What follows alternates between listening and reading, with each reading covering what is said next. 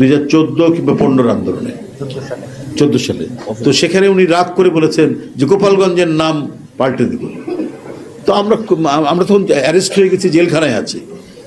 তো এই কথা যখন উনি বলেছেন, তো আমরা খুব খুশি যে ঠিক বলেছেন ম্যাডাম, বলেছেন।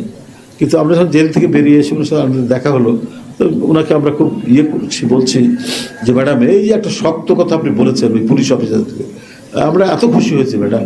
তো উনি একটু চুপ করে বললেন, কিছু নীরব থেকে বলছে যে আমি বলেছি এটা ঠিক আছে, কিন্তু এটা আমার বলা ঠিক হয়নি। বলে কেন ম্যাডাম? ঠিকই তো করেছেন। যত ঢাকা শহরে যত পুলিশ অফিসার শেখ হাসিনা নিয়ে এসছে, অধিকাংশের বাড়ি গোপালগঞ্জ।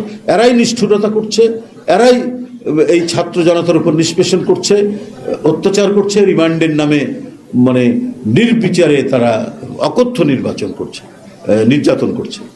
না, সেটা তো সব ঠিকই আছে, বলা যায়। দেখো, গোপালগঞ্জ তো বাংলাদেশেরই একটা জেলার নাম। আমি একটা জাতীয় রাজনীতি করি, জাতীয় নেতা বলে তোমরা বলো, তো এইভাবে বলাটা আমার ঠিক হয়নি। এটা নিয়ে ভাবলাম পরে যে বাহ, কত গভীরভাবে তিনি এটা দেখেছেন এবং বুঝেছেন এবং উপলব্ধি করেছেন, যে এটা আমাদের মাথার মধ্যেও আসেনি।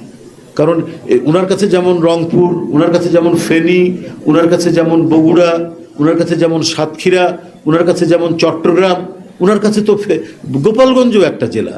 উনি যখন প্রধানমন্ত্রী, তো গোপালগঞ্জেরও তো উনি প্রধানমন্ত্রী।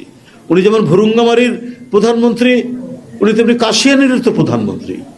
আর এটারই মানে উনি এই যে অঞ্চলটি, এই যে সমগ্র বাংলাদেশের মধ্যে যত জনপদ আছে, সেই জনপদেরই তো উনি প্রধানমন্ত্রী। তো উনি যদি কোনো একটি জনপদকে একটু হেয় করেন, তো এটা তো উনি জাতীয় নেতা হিসাবে তো ঠিক হয় না। দেখেন কত বিবেচনাবোধ উপলব্ধি।